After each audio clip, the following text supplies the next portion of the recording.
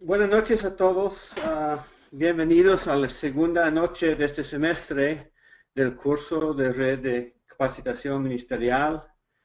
Y esta noche vamos a comenzar el estudio del Éxodo y la segunda hora vamos a ver el libro del Levítico.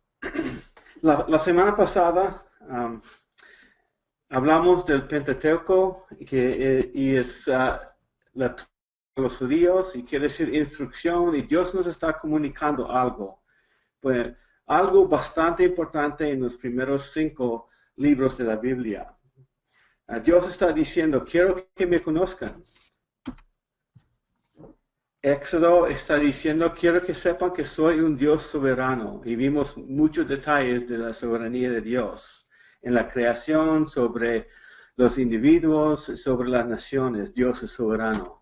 En Éxodo, esta noche, vamos a ver que Dios nos está comunicando que Él es nuestro Salvador. Es un Dios que salva. En Levítico, Dios nos está diciendo, quiero que sepan que soy un Dios santo. Y vamos a examinar varios detalles de la santidad de nuestro Dios.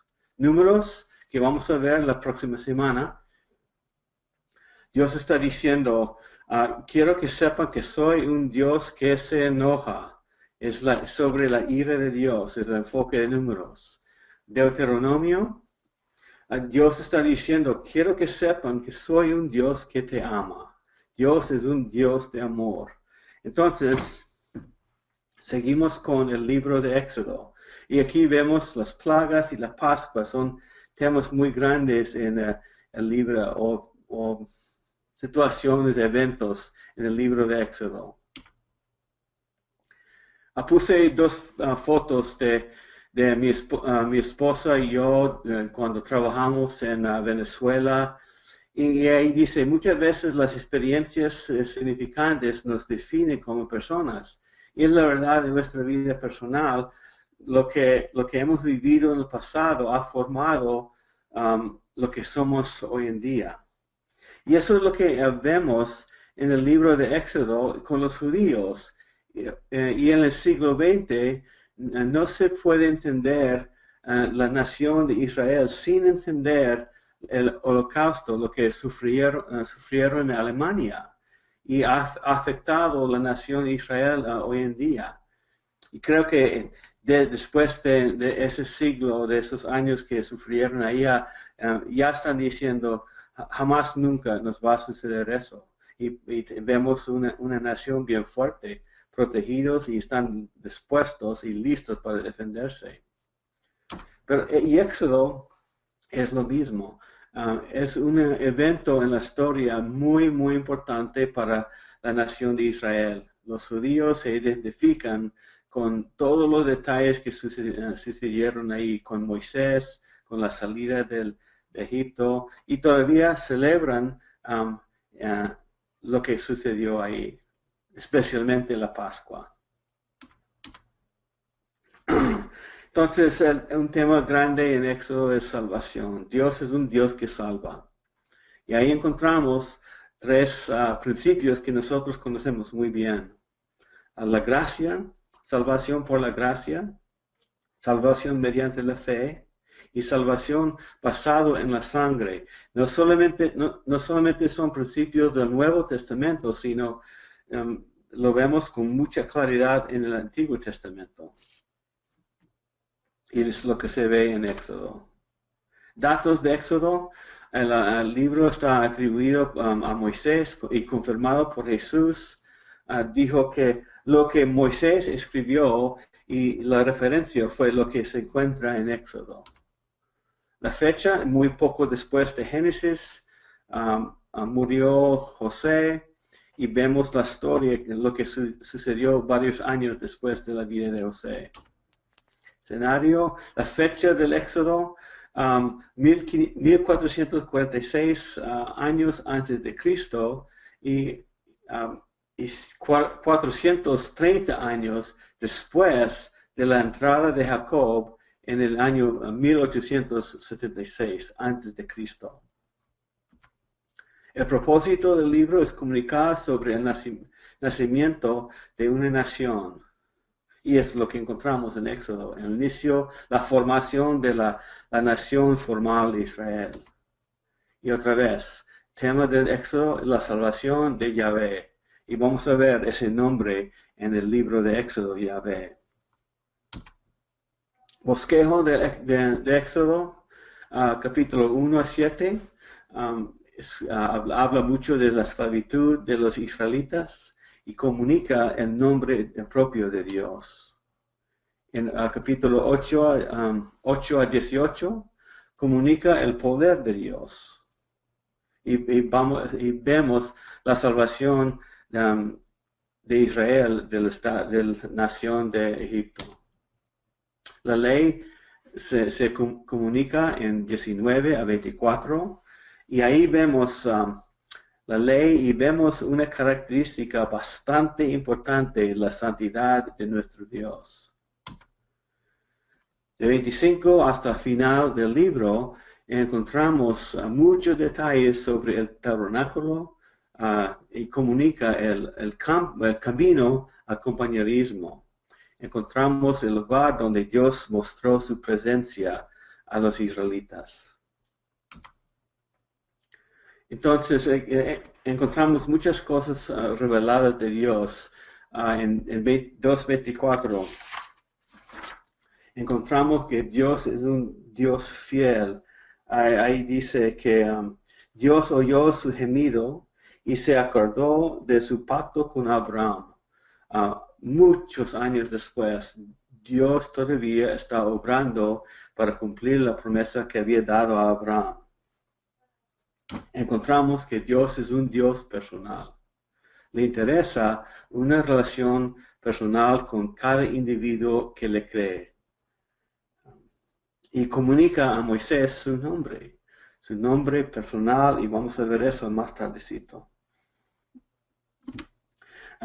Encontramos que Dios, ya hablamos del hecho de que Dios es un Dios soberano, de Génesis, sobre la creación, sobre las naciones, pero aquí vamos a ver también la soberanía de Dios sobre los individuos, y encontramos eso bien claro con la persona de Faraón, el rey de Egipto. Dice, endurece el corazón de Faraón. Vamos a ver que Dios es un Dios que redime. Eso sale bien fuerte en el libro de Éxodo. Y encontramos la Pascua y la salida por el poder de Dios. Aquí vemos que Dios es un Dios todopoderoso. No hay nadie que puede impedir la voluntad de Dios en todos los detalles de nuestra vida. Es muy fácil encontrar y ver eso en Éxodo, pero aplicarlo a la vida personal es un desafío. La verdad es que sí. Pero todos los hechos que encontramos en la Biblia, encontramos que nuestro Dios es poderoso y fiel y quiere una relación con todos los que le creen. Entonces comenzamos en 1:7 y dice en 1:7 de Éxodo, los israelitas tuvieron muchos hijos y aumentaron mucho y se multiplicaron y llegaron a ser poderosos, o sea, numerosos en gran manera, y el país se llenó de ellos. Y llegaron ahí 70 personas y en 430 años crecerían a más o menos 3 millones de personas. Eso es lo que los teólogos calculan. 3 millones de personas salieron de Egipto. Y ahí vemos, recuerda la promesa que Dios hizo a Abraham, te voy a hacer una nación poblado con más personas que se puede contar, como las estrellas del cielo. Y Dios está cumpliendo esa promesa con ellos. Entonces, muy pronto en Éxodo encontramos una opresión por el gobierno, por Faraón en Egipto, por tantas personas que habían, y no había conocimiento de la ayuda de José, y eso es lo que pasa en la historia, ¿no es cierto? Olvidamos las cosas, las bendiciones del pasado y tratamos de cambiar todo. Entonces empezó esa opresión sobre los israelitas y eran muchos y los egipcios los vieron como una amenaza porque había más de ellos que los egipcios. Y aquí encontramos un detalle muy interesante. Había una gente que se llama los Hyksos, y han encontrado por el estudio de la antigüedad que había una cultura, una gente con su idioma, con su organización más al norte de Egipto, más al noreste de Egipto. Y los egipcios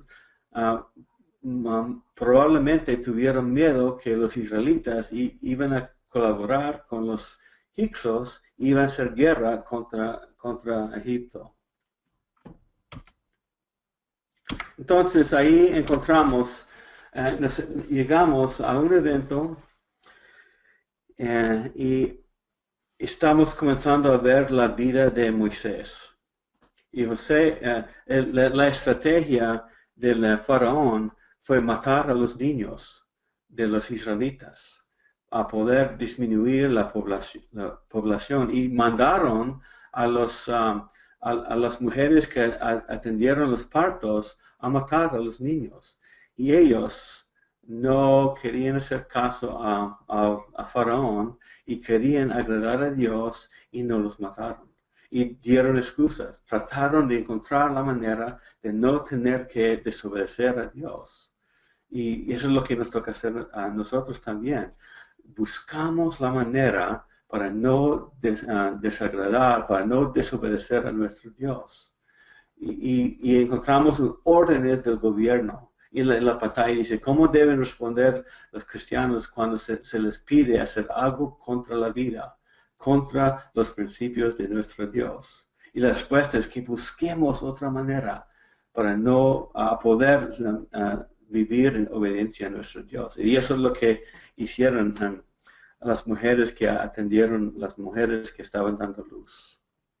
Y eso es lo que hicieron y tenemos el nacimiento de un hombre que todos conocemos, un hombre famoso entre los judíos. Un niño nació Moisés en la familia de Amram y Jocabed en capítulo 6, y su hermano Aarón y hermana Miriam en 7 y 15 encontramos a ellos. Fue nombrado Moshe en hebreo, Moisés, y el significado del nombre es el niño sacado como fue encontrado en el río, lo nombraron Moisés, según el significado de un evento que sucedió en su vida. Y en español tenemos Moisés.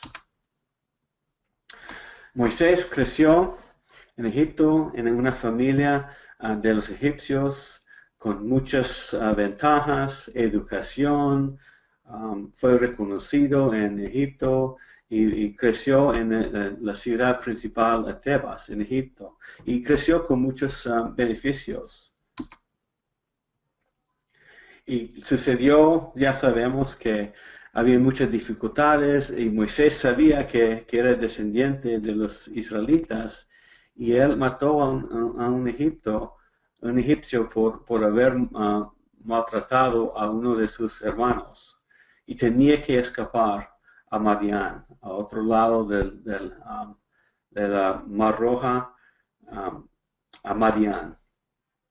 Encontró una familia con quien vivir, Séfora, y tuvo 2 hijos, Moisés. Entonces lo encontramos allá. Llegó ahí a los 40 años de edad. Y Dios lo tuvo ahí por otros 40 años. Imagínense, crecer en una nación con mucha prosperidad. Así creció Moisés con muchas ventajas, mucha educación, muchas oportunidades. Y después de todo eso empezó el entrenamiento de su ministerio. Dios lo entrenó, lo enseñó, lo tuvo ahí bajo su soberanía 40 años como pastor, cuidando animales. ¿Acaso aprendió algo de qué es lo que implica ser pastor? En 40 años yo creo que aprendió mucho. Y sale una pregunta de ahí. ¿Estamos dispuestos a dedicar el tiempo a prepararnos para el ministerio? Aprender a ser pastor, aunque nunca tenemos el título, ni el salario, ni el lugar reconocido, hay pastores entre nosotros que saben pastorear a otras personas. ¿Estamos dispuestos a prepararnos para hacer eso? Aún sin el título, aún sin el lugar reconocido, aún sin el salario. Ser pastor es un regalo de Dios, un don de Dios. Y nos está preparando para hacerlo. Lástima que hemos puesto eso como título nada más, pero no es así en la Biblia. Hay gente capacitados para ser pastores entre el cuerpo de Cristo, aunque no son reconocidos como la persona principal. Él se preparó por 40 años, como 40 años de un seminario, o 40 años de este estudio en el cual estamos participando. No creo que voy a enseñar por 40 años y creo que nadie va a seguir 40 años, pero Moisés estaba ahí, Dios lo tuvo ahí bajo su soberanía. Y Moisés, después de muchísimos años, llegó a un momento en su vida cuando encontró el arbusto que dice en capítulo 3, la zarza que ardía en fuego. Se acercó y se encontró en la presencia de Dios. Y Dios comenzó a comunicar con Moisés y le comunicó muchísimas cosas, pero una de las cosas más principales es que Moisés, Dios comenzó a comunicar a su nombre. Y Moisés le preguntó, si la gente me pregunta, ¿qué le voy a decir que me mandó a ustedes, israelitas? ¿Cuál es su nombre? ¿Qué les responderé? Y Dios respondió que yo soy. Es el nombre conmemorativo, el nombre propio de Dios. En español es yo soy. Yo soy es la forma de primera persona. Entonces, cuando Dios dice su nombre, dice yo soy. Y implica, yo soy el que existe. Desde la eternidad hasta la eternidad, yo soy el que existe. Cuando nosotros hablamos de Él, nosotros decimos que su nombre es Él es. Él es que existe. No tiene principio ni fin, no nació, no tiene un inicio, siempre ha existido. Y para nosotros su nombre es Él es. Y decimos ahora Yahvé. Los judíos perdieron la pronunciación del Yahvé y esas 4 letras I, griega, H, W, H son las consonantes. El hebreo no tiene vocales y ellos perdieron, y por miedo no quería pronunciar el nombre de Dios y perdieron la pronunciación correcta. Entonces, usaron el título, la palabra Adonai, que quiere decir Señor. Señor de señores. Adonai quiere decir Señor. Entonces mezclaron las dos palabras y salieron con el nombre Jehová. Y eso es lo que encontramos en muchas de nuestras traducciones. Usaron los consonantes en hebreo de Yahvé y metieron los vocales de Adonai. En hebreo, toda esa traducción sale en español como Jehová. Es como una palabra inventada, porque hemos perdido la pronunciación correcta del gran yo soy. Pero lo más correcto, lo más cerca que podemos calcular es cuando encontramos Jehová en la Biblia, realmente está diciendo Yahvé, el gran yo soy. Vale, y vamos a hablar más detalles sobre ese nombre en otras clases en el futuro.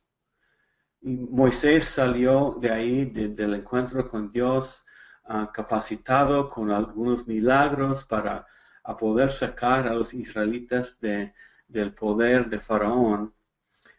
Dios le dio el poder de convertir la vara en serpiente, de cambiar la mano en lepra,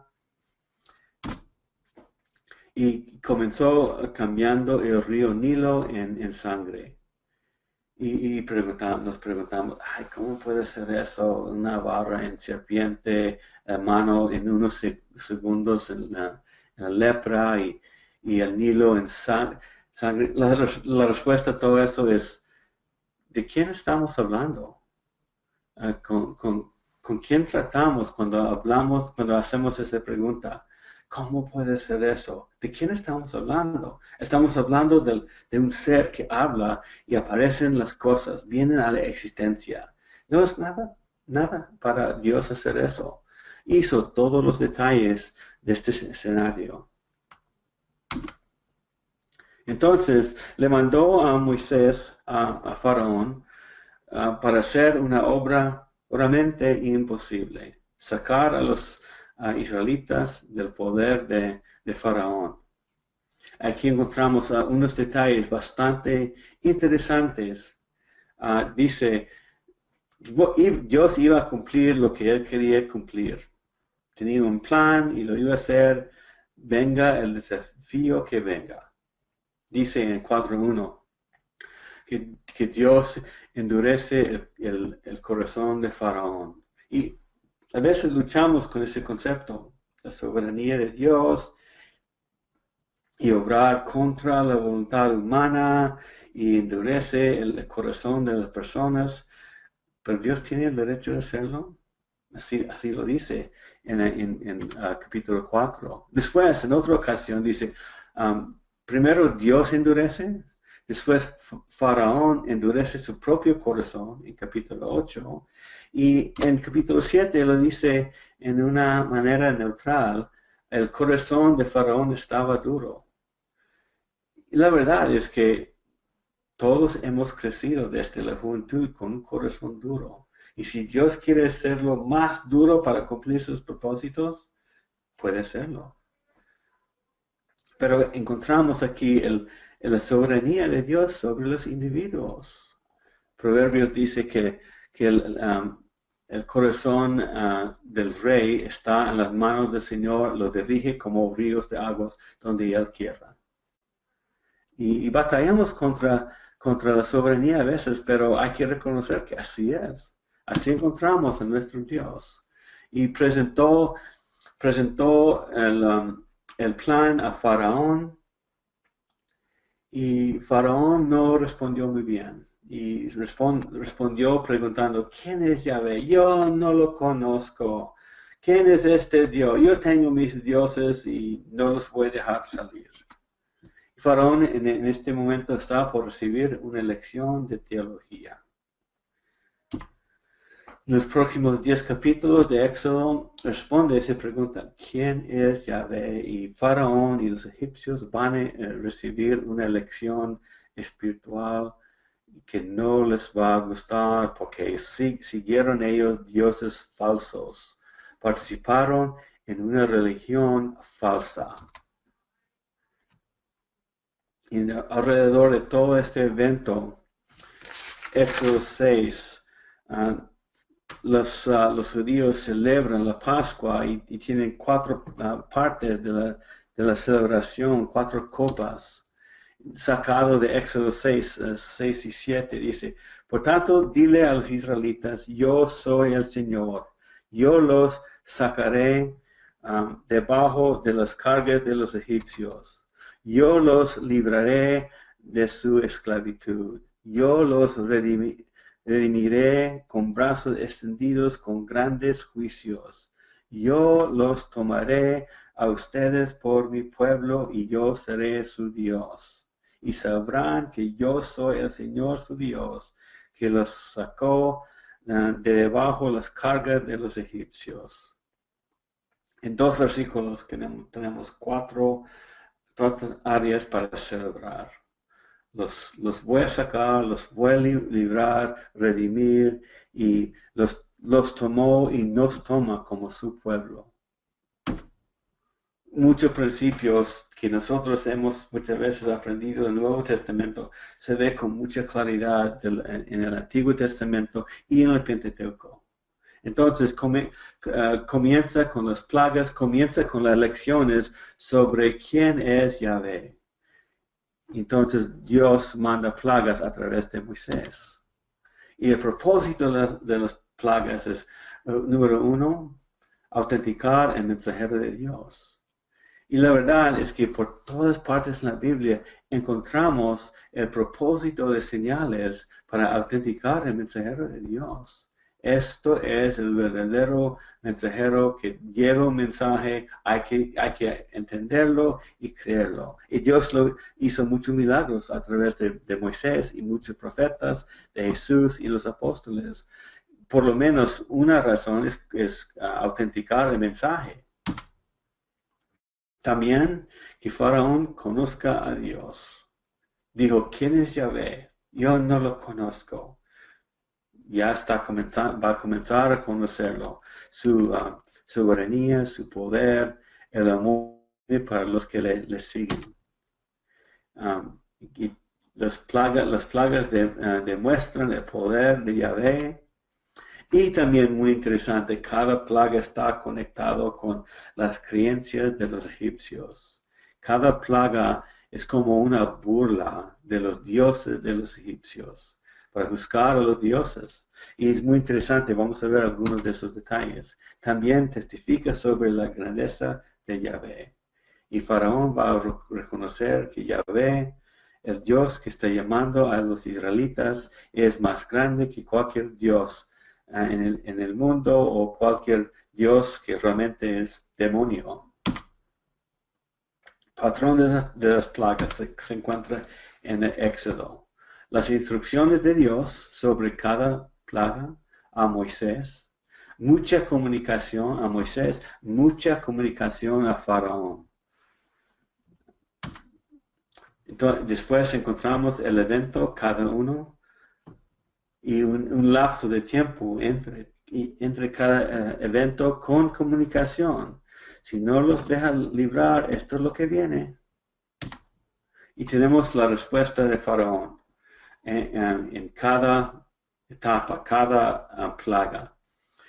Muchas veces dice que sí, los puede dejar salir, pero cada vez cambia su mente y no los deja salir. Cuando los deja salir, en la última plaga, cambia su mente y los persigue. Entonces, las plagas demuestran la grandeza de Yahvé y la impotencia de los dioses de Egipto. La plaga de sangre es juicio sobre Khnum, es un dios de los egipcios, era protector de las fuentes del río Nilo. El agua del río se convirtió en sangre. Este Dios no podía hacer nada para evitarlo.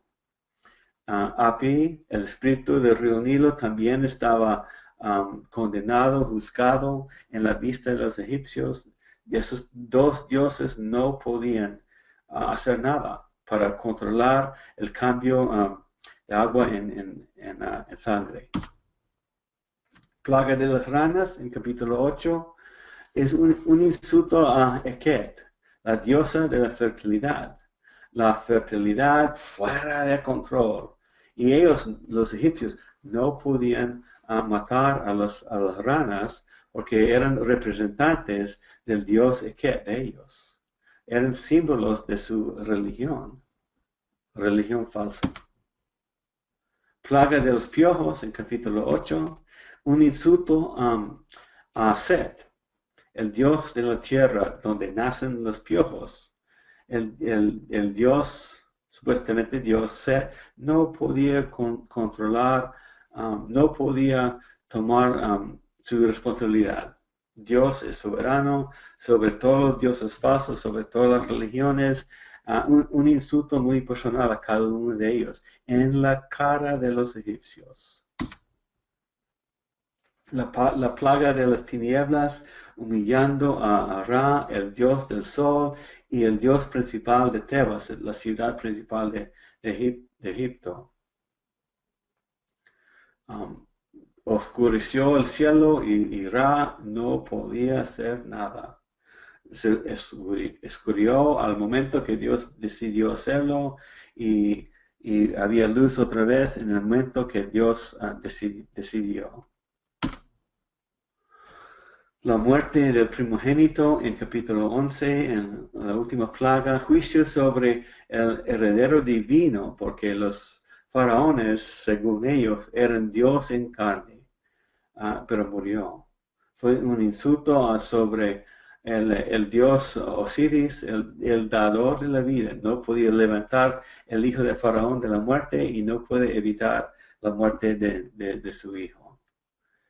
Cada uno está muy conectado para darles a los egipcios una lección muy clara, que el único Dios es Yahvé, poderoso sobre todo. Entonces, en la última plaga, encontramos el inicio de la Pascua. La Pascua es la clave para el programa redentor de Dios. Los israelitas no estaban haciendo nada mientras estaban en esclavitud de lo que hacen hoy. Templos, sacrificios, no hacían nada de eso mientras estaban. Y comenzó aquí en la Pascua. Dios está estableciendo ahí el camino para la redención. La muerte de un cordero que derrama su sangre como pago del pecado que nosotros conocemos, pero inició aquí, como algo comunicado a la nación. Había sacrificio antes, claro que sí, en Génesis, pero comunicado a la nación de Israel.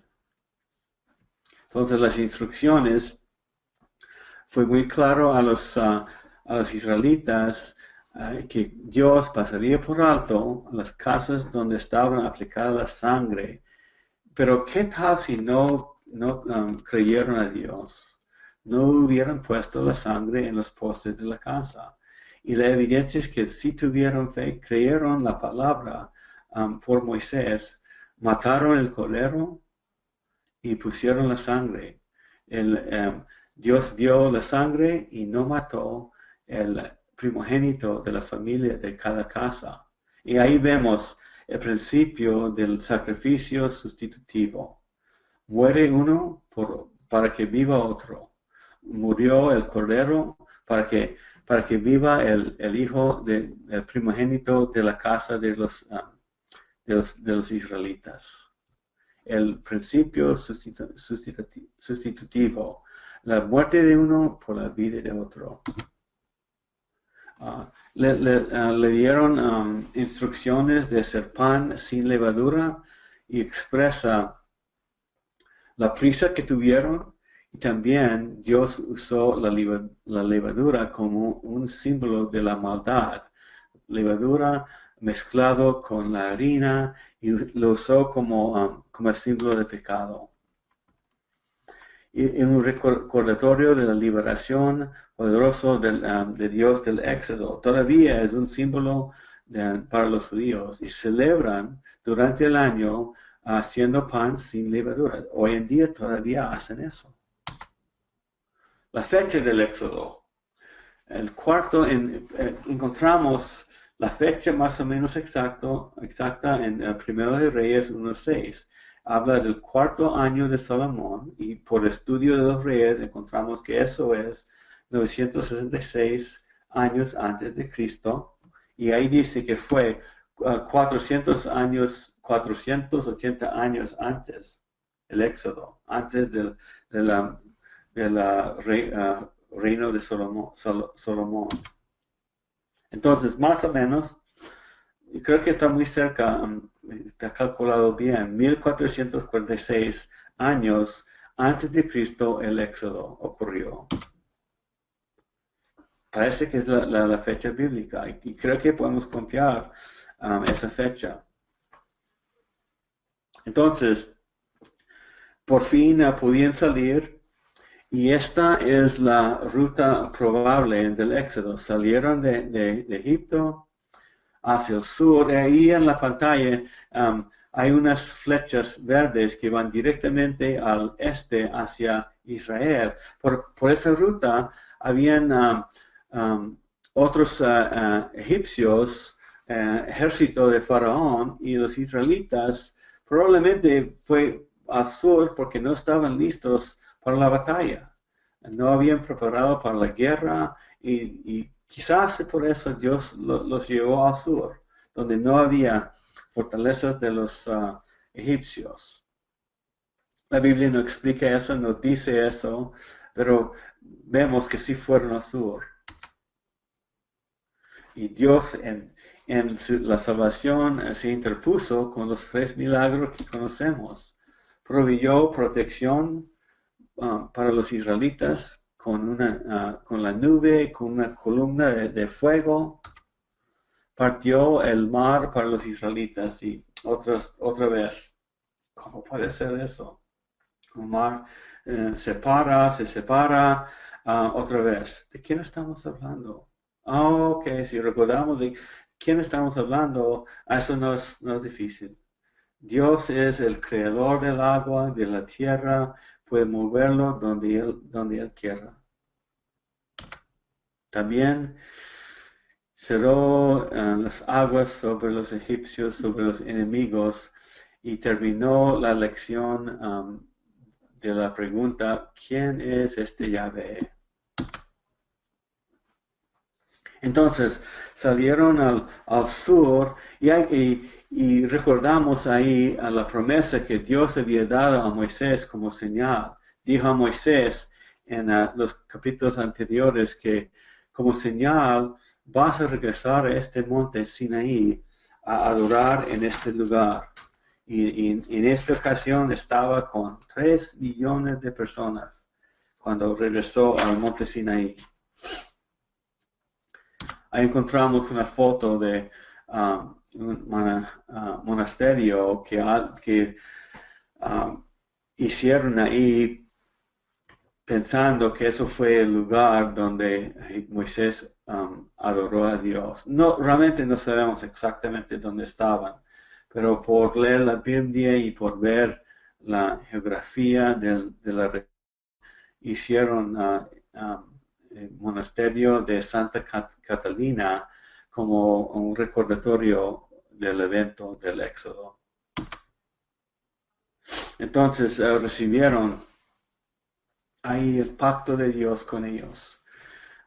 Y nosotros lo conocemos como los 10 mandamientos y habían estipulaciones básicas puestas para la política legal y la comunidad se las promete cumplir. Y después tenemos los detalles, cómo funcionan los detalles. Entonces el pacto es, Dios está diciendo, aquí está mi ley. Y la gente está diciendo, vamos a cumplir todo lo que tú dices. Es un pacto de 2 lados. Dios propone algo, ellos responden, dicen que sí. ¿Cómo les funcionó eso? Ese pacto. Sabemos que no funcionó muy bien, pero eso es la idea del pacto, un acuerdo entre los dos. Pero hay que recordar, Dios comenzó una relación con ellos antes de la entrega de la ley. Ya estaba establecida por la promesa que había dado a Abraham. Ya le está dando su santa ley y por haber leído la Biblia, nosotros podemos decir que ¿por qué Dios la lee a ellos? Mire cómo les fue. No les fue bien. Y encontramos en Gálatas que Dios dio su ley con cierto propósito. Él sabía que no iban a poder obedecer perfectamente como Dios exige. Y fue para enseñarnos otra cosa que no podemos.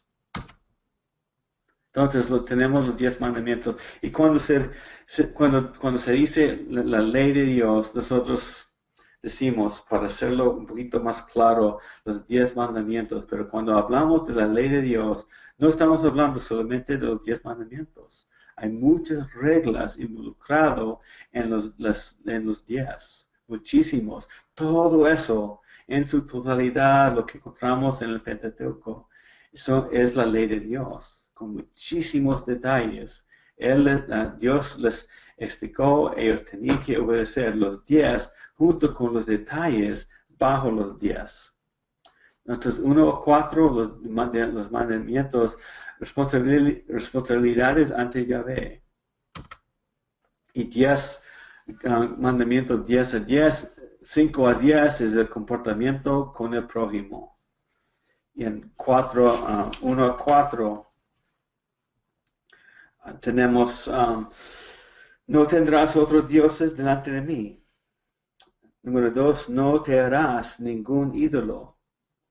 Número 3, no tomarás el nombre del Señor tu Dios en vano.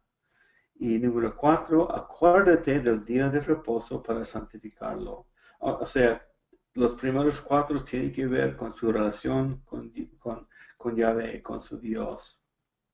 Y después sigue, honra a tu padre y madre, no cometerás adulterio, cosas entre personas. No darás falso testimonio, no matarás, no hurtarás, no codiciarás la casa de tu prójimo. No codiciarás la mujer de tu prójimo. Realmente no es tan complicado. Muchos detalles, pero se resumen en lo que Jesús dijo. En Marcos 12:30, Jesús dijo, número 1, amarás al Señor tu Dios con todo tu corazón, con toda tu alma, y con toda tu mente, y con toda tu fuerza.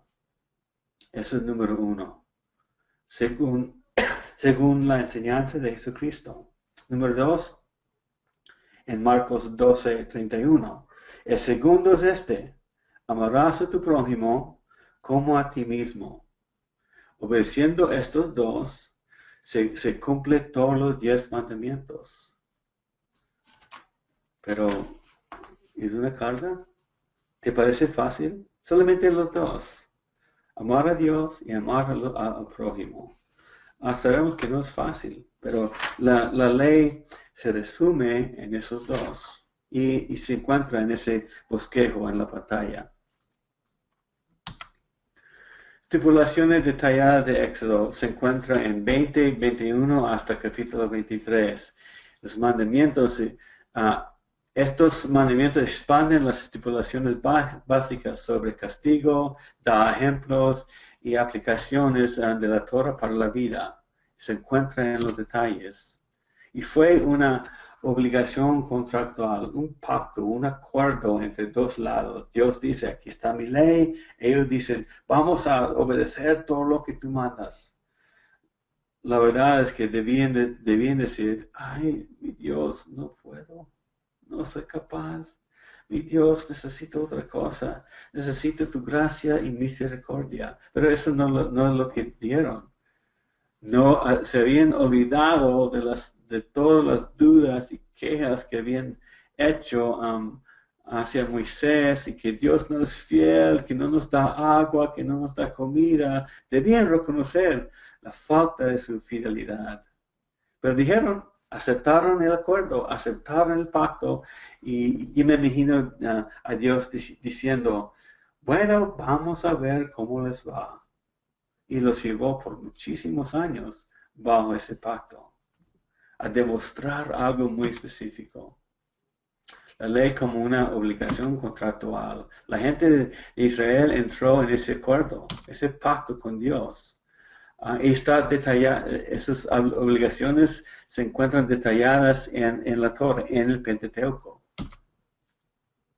Y el pacto se concluye cuando está reemplazado por el pacto nuevo, porque ellos no lo podían cumplir y está reemplazado por el pacto nuevo. Y vamos a ver muchísimos detalles en otra parte del curso, pero hay que reconocer, el pacto que fue hecho con Moisés e Israel no está vigente. Nosotros estamos bajo otro pacto, otro acuerdo, y ese acuerdo es con la persona, por la persona de Jesucristo. Y tenemos otras, si quiere decirlo, reglas. Y les aseguro, vamos a hablar de esos detalles. Queremos salir con un entendimiento. cómo se aplica la ley, cómo se aplica la gracia, se mezcla, se cambia. Queremos un entendimiento y creo que vamos a verlo en los cursos que vienen. Otra vez, hay que reconocer, antes de la ley, Dios había redimido a su gente. Antes de la entrega de la ley, lo sacó de la esclavitud.